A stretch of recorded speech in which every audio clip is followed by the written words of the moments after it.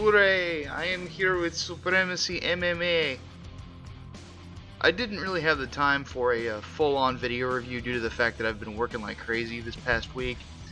But I was able to get the game reviewed, so I figured I'd give you guys a little bit of commentary on the tournament mode and the general gameplay while we wait for it to load. Alright, here we go. For this little tournament, I'll be playing as Little Evil Jens Pulver, who is probably the most well-known real mixed martial artist in the game. As for real mixed martial artists in the game, there's only 4 of them. There's 2 fighters that are females, Felice Herrig, and the other girl slips my mind, and then K1 kickboxer Jerome LeBanner is in this, and of course Little Evil. You could also get, ow, that's a good hip toss. You could also get Shane Del Rosario, who's a Strikeforce standout, as part of a pre-order, but I don't really know how many people pre-ordered this. Anyway, on to the gameplay. As you can see here, I'm engaging in the ground game with a Brazilian Jiu-Jitsu guy and getting punched in the face while he's on his back. And I guess this brings me to a good point to essentially discuss how awkward this game is. To be quite frank, the controls are all over the place. I literally mean all over the place. To be quite frank with you, and I know I just said that, the offensive and defensive elements to the controls are placed at different and random points on the controller. The controls for your striking are essentially your left stick, up and down is your block. You've got your face buttons for different, well, 2 of your face buttons for different striking maneuvers. One is a parry button, which is a, well, it parries everything. And then you've got A as a clinch button. Now, just saying it doesn't sound like it's too terrible. The thing is that if you are a mixed martial arts fan and you've been playing mixed martial arts games, you're not going to be used to a control style like this. To be frank with you, it's just awkward to have the grappling and the punching and kicking buttons so close together and in spots where you'd be used to having them separate. For those who don't know, EA's EA Sports MMA and THQ's UFC Undisputed series have done a really good job with their controls because they've had the sense to put them in different areas of the controller, whether you're striking or grappling. With EA MMA, your striking and grappling are separated to the analog stick of the face buttons. Your face buttons control your grappling and your stick controls your striking, and then with UFC Undisputed, it's switched, and it works really well. So when you sort of mess with it, and you can see me toss him, he was attempting a flying guillotine there, it just feels weird. Kind of like his head's feeling weird after that knockout. Now, if there's really any way that I could describe the gameplay in this, it really feels like someone at Kung Fu Factory said, what would happen if Ryu shot a double leg on Sagat? Because it's essentially what it is. It is a 2.5D fighting game with a ground game to it. And it's not really complex in either area. The ground game is really basic. There's about maybe 3 or 4, maybe 5 different positions on the ground.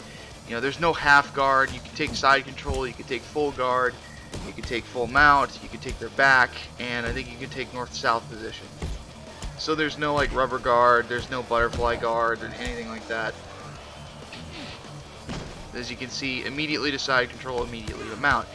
It's super simplified.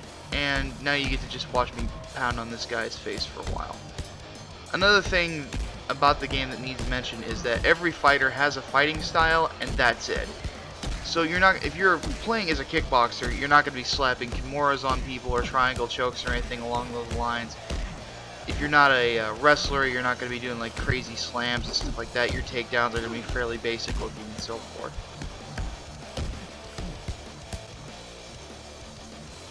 Now, it probably doesn't sound like, oh, knocked out with a jab. Probably sounds like I'm trashing on the game quite a bit, but let me say that for all of its faults, Supremacy MMA does have the potential to, have some fun with it. When you really get past the awkward controls and the awkward timing of the parrying system and so forth, and you really just get into a great brawl, it's a lot of fun. It's just that it really feels like it's being held back by everything else. You know, awkward controls never help a fighting game, ever. Awkward timing never helps a fighting game, and so on and so forth. It's kind of unfortunate, really. This is one of those games where when I played through it, I've been playing, you know, I've played it at least like 7 or 8 hours over the past 3 or 4 days since the people at 505 Games were kind enough to send it here to Blistered Thumbs.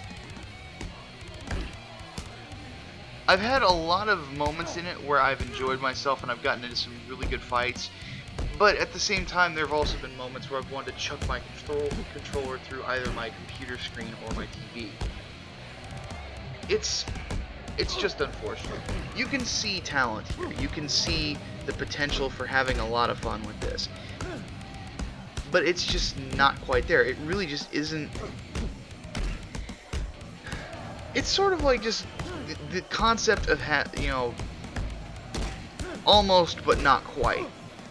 That's really the only way to describe it.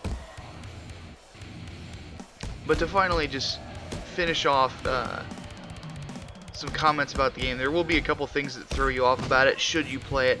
The first thing is that judo throws and things like that, your main amount of offense is essentially the way you take health off someone. So if you're like a judo fighter, as you notice, when he threw me, it took a good chunk of my health.